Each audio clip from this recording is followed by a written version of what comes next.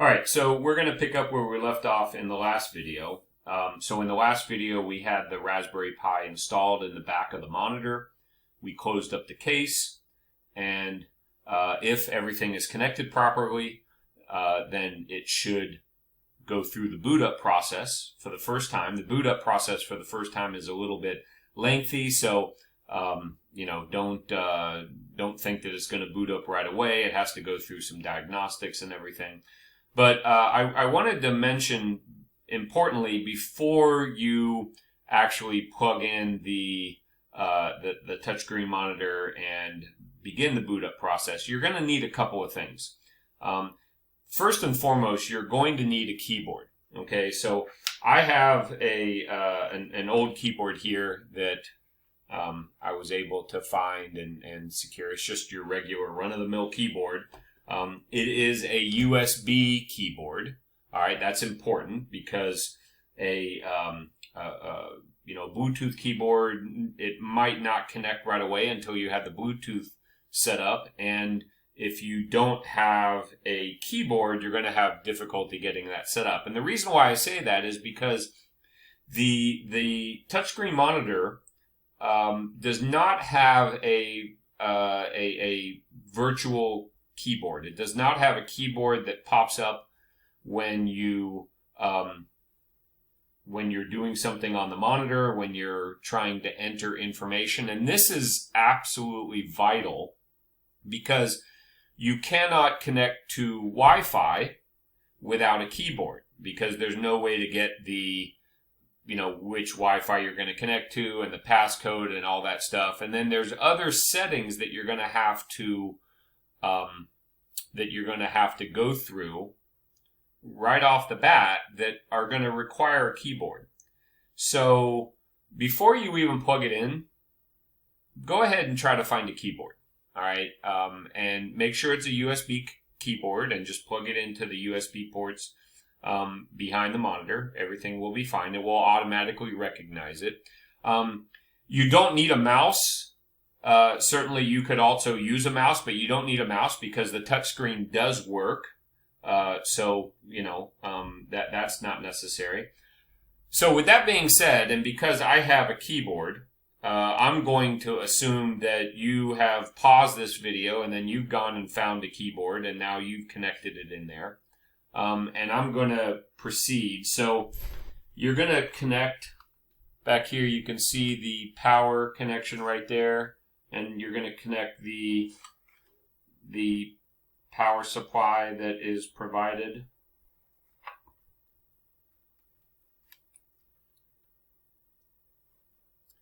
And it's going to boot up. Now, like I said, your boot up process is going to be a little bit lengthier because it's got to go through more initialization steps. I've already booted it up a few times and played around with it. So I just want to point out a couple of things. I apologize about the glare, and it is going to be difficult for you to see some of this. We're going to switch to a monitor view in a second. So let me just... So this is the desktop environment. Up on the... You're going to have a hard time seeing this on my computer. Let me see if I can maybe make that a little bit more. No, it's not going to be. So you'll see Bluetooth connection there. So Bluetooth is active. My Wi-Fi is already connected. So I've gone through the process of connecting it to my Wi-Fi. Across here at the top, you can see these. These are the menus. If you click on the Raspberry Pi icon, it's going to have a pop-down menu that's going to take you to the different areas. Okay. The blue globe right next to it is for the internet connection. That's actually opening the browser. The Raspberry Pi browser is Chromium, which is similar to Chrome. Basically, it's just a knockoff of Chrome. Then we have our folders, file manager, and then our command screen. Okay, so a couple of things before we go to the monitor here on my screen. the touchscreen does work. You can see, let me drag it down here a little bit. You can see the mouse moving. It is quite precise though. So if you it's kind of hard to be accurate with this. You have to be careful. So just be aware of that. All right, so let's go through now. I think there's a better way to understand what you're going to be needing in terms of settings for this by switching to the Raspberry Pi website.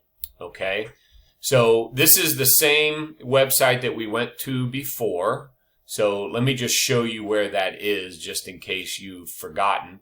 We're going to go to Raspberry Pi, okay, and we're going to go to Software and then Help, okay, and then Getting Started with Raspberry Pi, and then Setting Up Your Raspberry Pi, and then we can go down to the 1, 2, 3, 4, 5th button here, Starting Up Your Raspberry Pi, okay, so the connection here is a little bit different, obviously, than the one that we have because we've already connected it to the back of the monitor. So we don't need or have all these connections here. This is the power that's connecting the Raspberry Pi to the monitor. And again, that's all internal now that you've set that up. So you go through the initial booting process, right? And this is the desktop environment that you're going to see. And you can see right here in the top right-hand corner, that's where you're going to have your Wi-Fi icon and your Bluetooth icon and your speaker. And then across on the left-hand side is where you have your menu items here. Okay, so initially, after you plug it in, you're going to have to go through the setup. Okay, and this is what the setup looks like. Okay, it's a series of pop-up windows, and you're going to select Next through each time.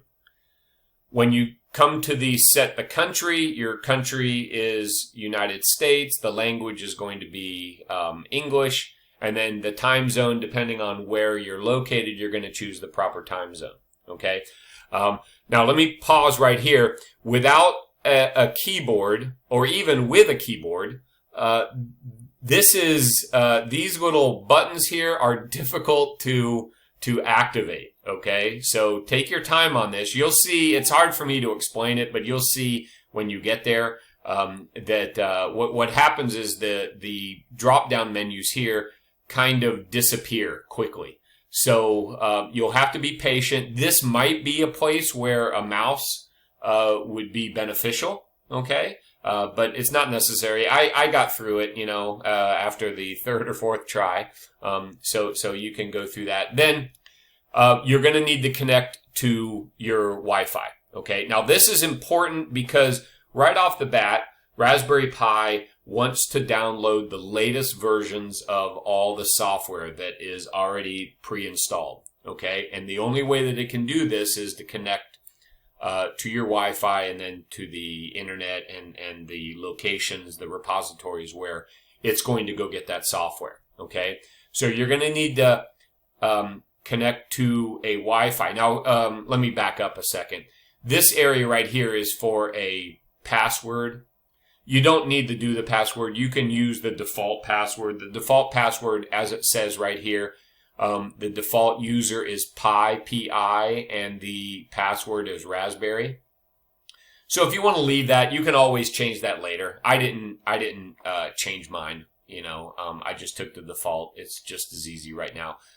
Here's your Wi-Fi connection. Okay, so you're going to select the Wi-Fi that you have available and enter in the password, and then it's going to update the software.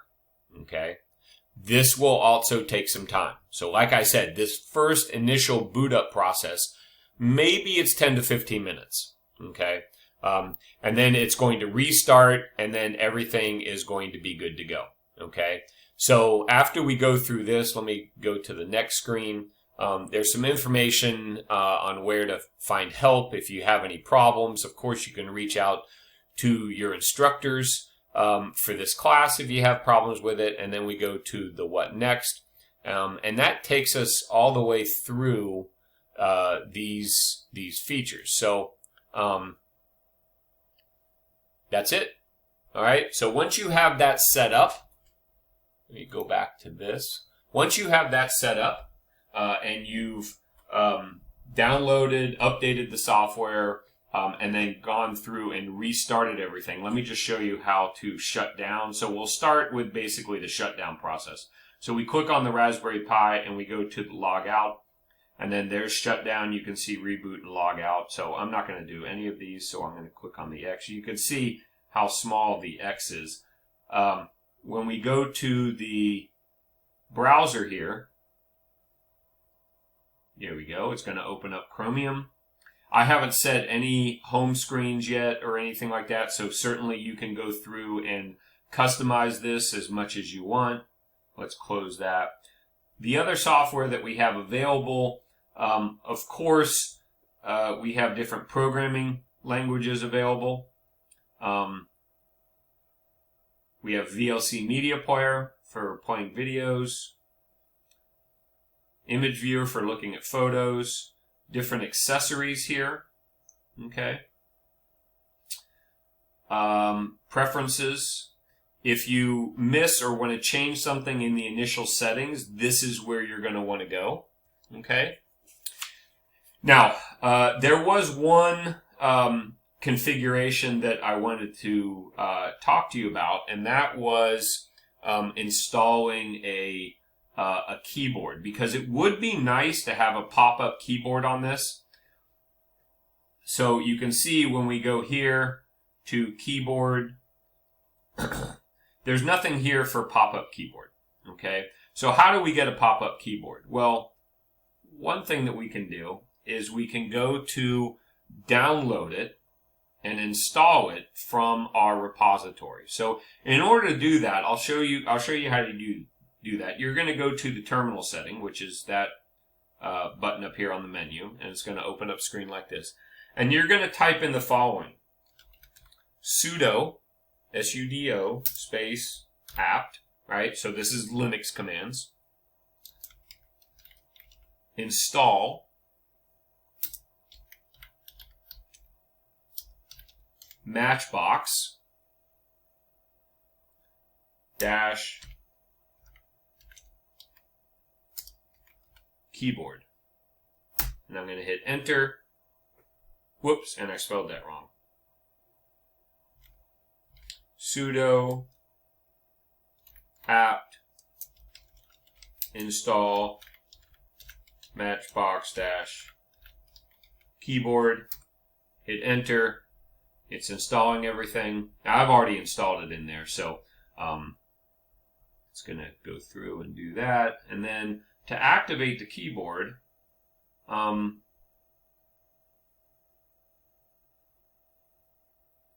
we can go to, well, actually, let's go to